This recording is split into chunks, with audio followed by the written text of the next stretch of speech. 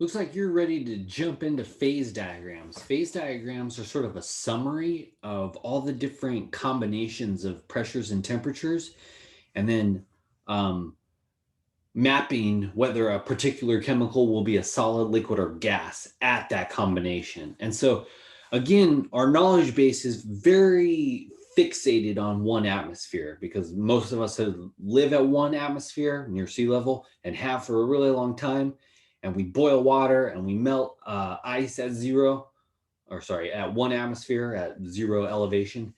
Um, but pressure is a huge part of it. And we're just so happen I mean, I guess every surface, every planet surface would have a fairly constant pressure. But if you were like in a space station or something, you would choose the pressure, I would guess. I don't know what the pressure is in a normal like space station atmosphere. Maybe they pick something pretty close to one. They might end up choosing something a lot lower.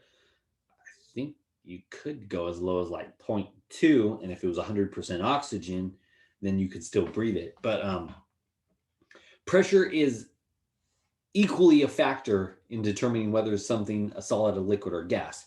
So let's dive into these phase diagrams a little bit, and we'll see that they're actually starting to explain some very interesting phenomena that we sort of take for granted. Okay, so here's a phase diagram for water. Again, we're sort of focusing on a chemical that's easy to imagine and picture and work with. And again, our knowledge is very sort of limited to this line right here, one atmosphere. Almost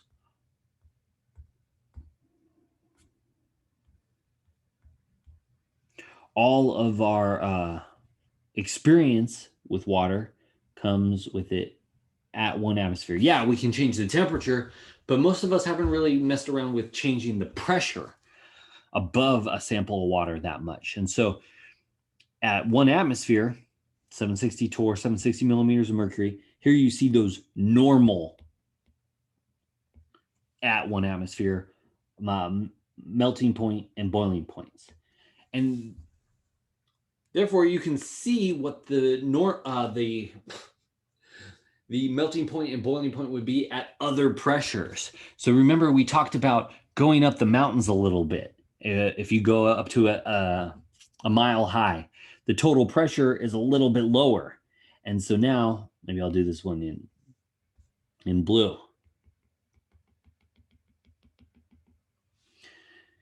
The melting point, most people don't usually talk about this. This is kind of a steep curve, but you'll notice it's got kind of a negative slope, which we'll talk about in a little bit. So ice is actually melting at a little bit higher than zero. This is the one we talked about because it's more of a shallow line up at this this high elevation, this lower pressure. The boiling point of water is lower than 100, so it takes longer to cook like pasta and lentils and stuff like that.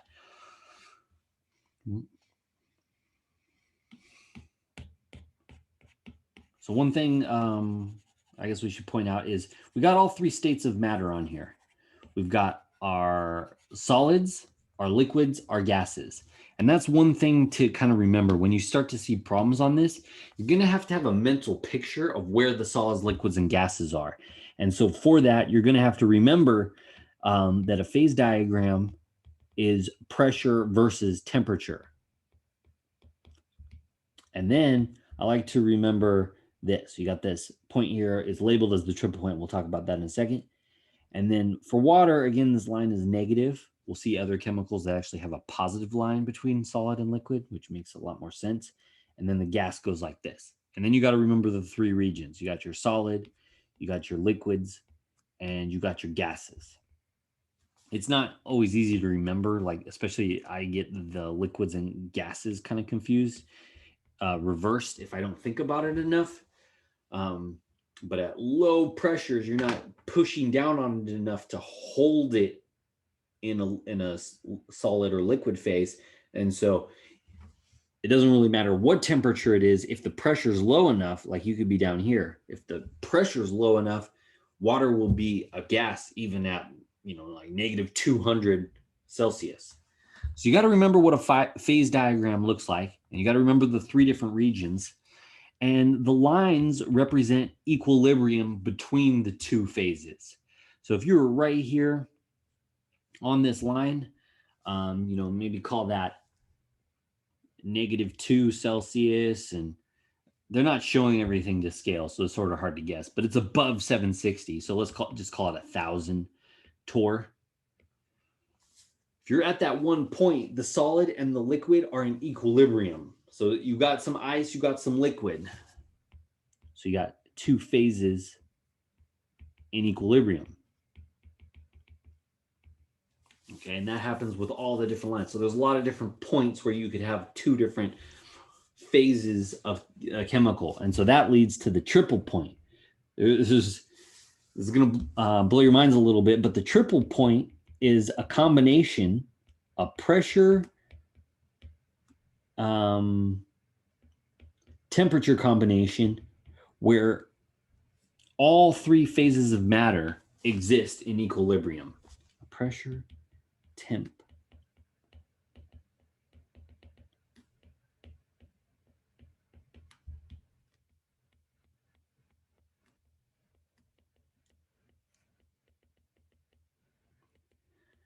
Okay, and so again, that is pretty weird. So for water, this triple point, it's lower than normal. So again, if you just have a container open to the atmosphere, it's at 1 atmosphere. It's at 760. So you'll never get to the triple point. You have to like put it in a vacuum and lower the pressure. And then you also have to dial in this temperature, which is a little bit more than 0 Celsius. At that point, you have steam, ice, and water all in equilibrium. And then again, that kind of hurts our head because ice and steam should never be in equilibrium. You're either, it's so hot that you have a lot of steam and the ice will melt and then turn to steam, or it's so cold that the steam will condense to water and then freeze to ice. So you gotta just sort of convince yourself that there's this one place, one pressure temperature combination where ice, liquid water, and the steam above them are all in equilibrium. It doesn't matter how long you let it sit there.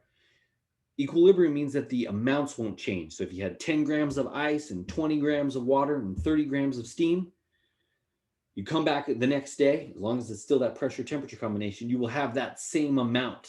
Some might have melted, some of the ice might have melted, some of the steam might have condensed, but the other things have also happened to keep the relative amounts the same. The macroscopic picture hasn't changed all that much. And so, and then there's another interesting region up here, a supercritical fluid. If you have, like in a closed container, liquid water, and you heat it up, you get the steam, but you can see the layer between them. There, you can see the surface of the liquid. If you keep heating it up to a really hot temperature, and then you'll notice that this is a really extreme pressure too. So this is sort of extreme conditions. Again, you can't achieve it in a pot of boiling water on your stove because it's not at 1 atmosphere. It's just steam. Water will just be steam at 1 atmosphere once you get above 100. So you have to close it up in like a crock pot or something. So this is an extreme temperature and pressure. And therefore, that means it's kind of dangerous to try to get to. You have to have some sort of container that's ready to accept this extra pressure. But eventually, the line between a liquid and a gas disappears. And there's some cool pictures on it. I think it was actually at the end of chapter 11. You want to look for supercritical fluids at the end of chapter 11. And it will show you how if you keep heating this liquid water, eventually the layer between the liquid and the gas goes away. And oh, no, sorry. Let me pause the video.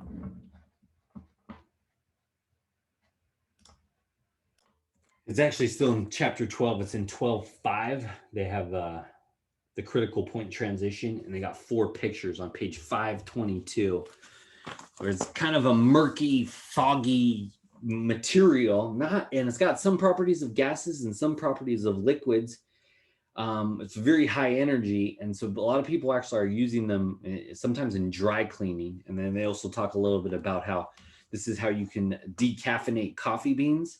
You can use supercritical carbon dioxide, really high temperature, really high pressure, and it's kind of a liquid, so it gets in there and it pulls the caffeine out, but it doesn't pull out a lot of the flavors of coffee. And then you carry the supercritical fluid away, and the beans sort of remain behind. So those are sort of the regions of a phase diagram. And again, we got this this negative line between solid and liquid. And I wanted to point that out, that that's really important for water. This is this helps explain why ice skating works. Water, you probably have heard at some point, is very bizarre in that the solid is more or less dense than the liquid. Solid, less dense than liquid. Normally, when you cool something from a liquid to a solid, it gets more dense. The molecules get closer to each other because you freeze the intermolecular forces into place. So most chemicals, they do get a little bit more dense as you freeze them, but water is unusual. It's one of the few chemicals that does the opposite, where it's more dense as a liquid, and as you freeze it, it expands just a little bit and the density goes up. And so that's why that line is negative between the solid and the liquid. And then this has enormous implications for, you know, modern life and living on Earth, because ice floats. If ice didn't float, then if ice sunk, things would be very, very different, right? Like the fish wouldn't get insulated on certain lakes or the oceans and stuff like that.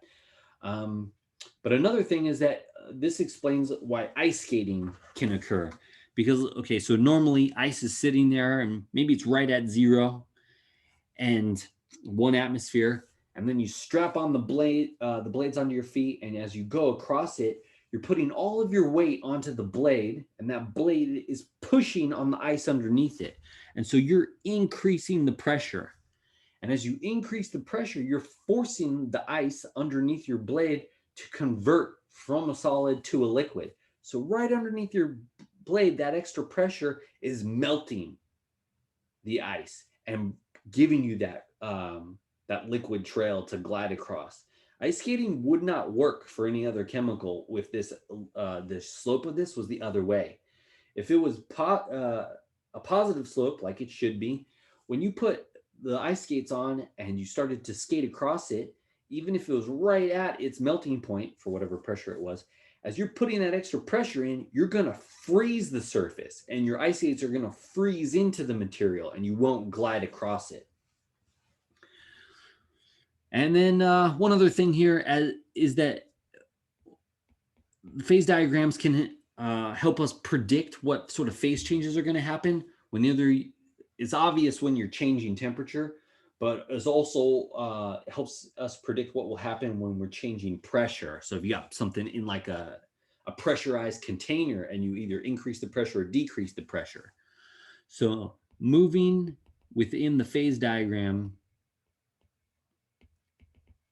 occurs in straight lines.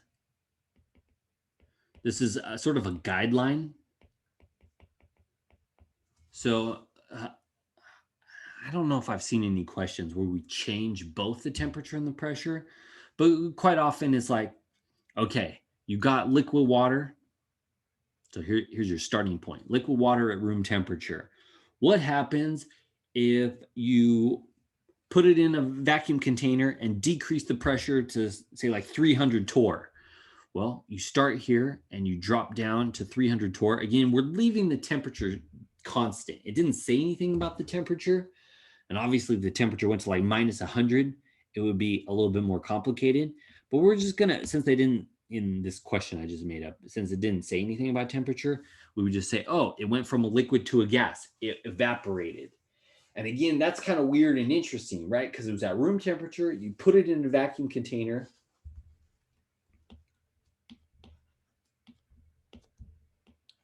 It had, when you first closed it up, it had that normal atmosphere pushing down on it. I'll show it with 5. let's just, since this is let's imagine it's a small container and there's just a little bit of water. So that's liquid water. And it's got that 760 torr when you first close it up. You've captured some atmosphere in there. But then you remove half the atmosphere. As you're removing it, you get to this line and the water will actually boil, even though it's not hot.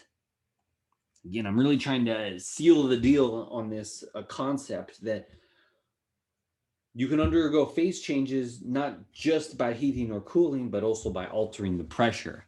And then all of a sudden, there would be no liquid left. And you keep removing the pressure. So now you've replaced some of the atmosphere that you pulled out with water in the gas phase. So you always move in straight lines. And quite often it's temperature changes along one pressure, but sometimes it's also pressure changes along one temperature. Here's another phase diagram for another chemical, iodine. Iodine is kind of cool because its triple point is pretty close to room temperature and pressure. So 0.118 atmospheres, that's like a tenth of the room pressure. It's pretty easy to get that with just sort of a standard vacuum. And then 114 Celsius, that's a little bit hotter than boiling water. So you could get that on a stove.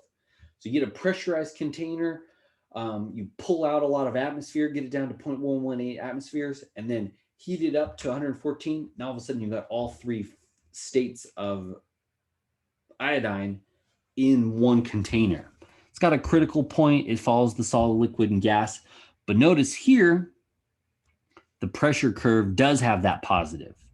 So this means as you increase pressure, you're more likely to be a solid. And again, that wasn't the case for water. It doesn't matter really where you start, here, or here. If you increase the pressure, eventually you're more likely to be a liquid. But down here, as you increase the pressure for iodine, it's more likely to be a solid. And so here they've started at 1 atmosphere, normal pressure, and 184. So you heat it up, 184 Celsius. It's pretty hot, but you can still get it with like a hot plate or something. And as you heat it up, it will, right there, it starts to melt. So first, maybe you were at like 20. So as you heat it up, it melts. And then it was almost start to turn into a gas. And now, again, we're talking about increasing the pressure. So you'd have to put it into a container and you'd pressurize it. You're going to force it back into a liquid and then eventually back into a solid. There's another one for CO2. And again, that CO2 critical point is very important in some industries. And then, here's an interesting thing too about carbon dioxide is that notice you can't have a liquid below 5 atmospheres. So this is why CO2 is dry ice.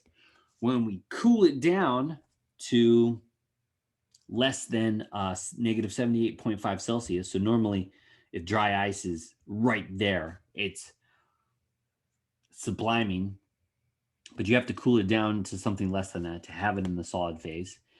And then as it warms up, it gets there and now it's subliming.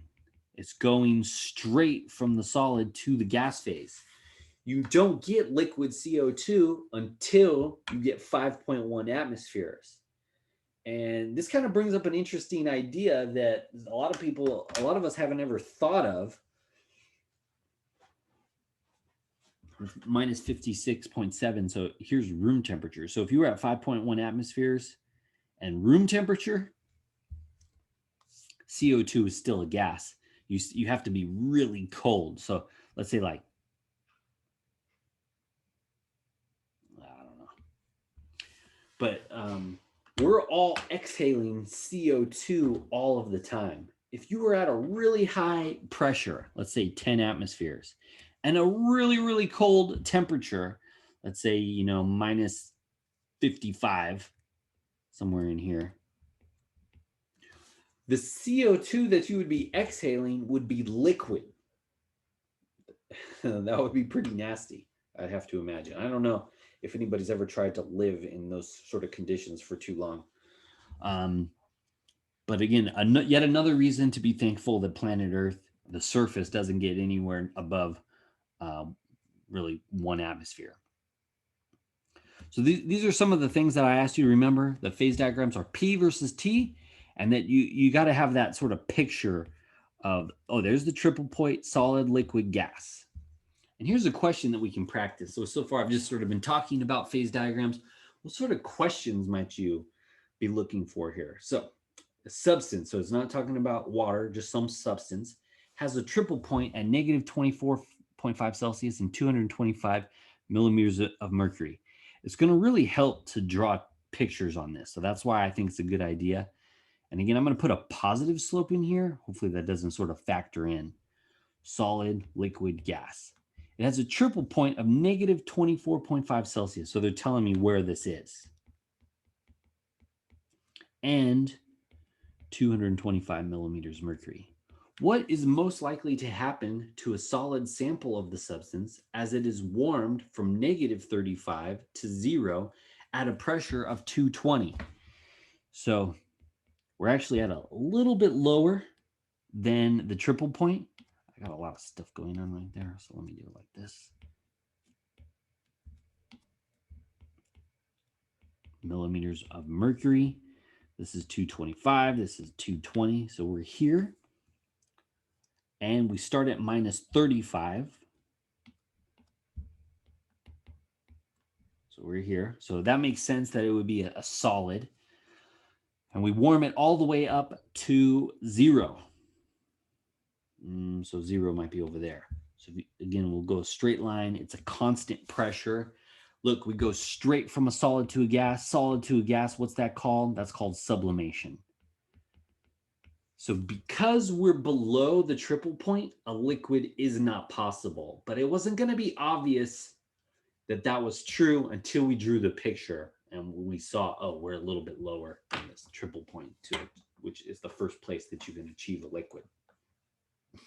So a lot of phase diagram questions involve kind of knowing the different places of solids, liquids, and gases, but then also how to navigate the XY axes.